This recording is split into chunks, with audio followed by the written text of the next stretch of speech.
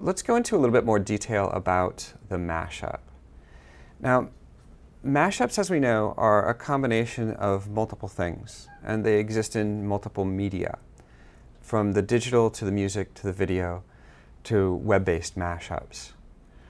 Let's hear a brief description from our friend Sue Teller about how to create a mashup, or what a mashup is. Well, a mashup is when you take two or more songs and combine them into one very special song of your own. To find out more, I went to a website on the World Wide Internet where they directed me to some nice boys from Brooklyn, New York.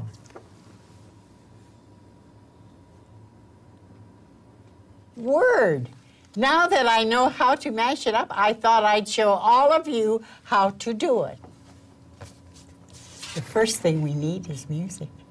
While I've been known to like a little crunk, I prefer the oldies. My students say to me, "Mrs. Teller, you're so old school." Although at my age, I think I'm really old school. Now, before we get our freak on, we need to match up our beats.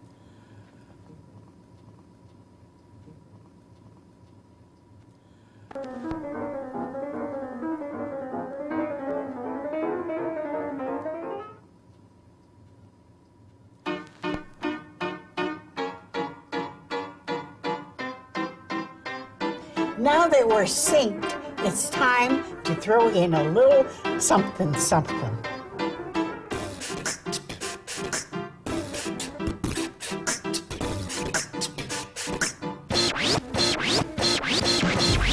What? That's all the time we have tonight. I hope you enjoy making your very own mashups. So as you heard, Sue tells us, it's combining two or more songs to make them into one very special song of your own. But I want you to realize that when you create a mashup, you're adding a third thing to this, and this is yourself.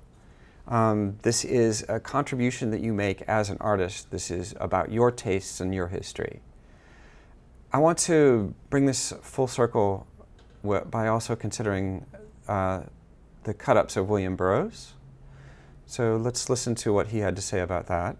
There are, of course, many ways in which cut-ups can be done. One very simple way that I've used frequently is just take a page, cut it down the middle and across the page, so you now have 4 sections, and you rearrange the sections in a different order. And when this happens, of course, you get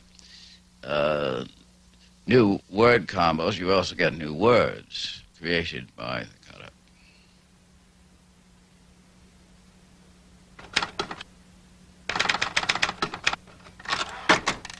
It occurred because I had a number of sheets of newspaper, some British newspapers, the American newspaper published in Paris, and some other things that happened to be lying on my desk when I took a Stanley blade and cut through them. And these little bits and pieces looked so amusing to me that I started jiggling them around as one would in a collage.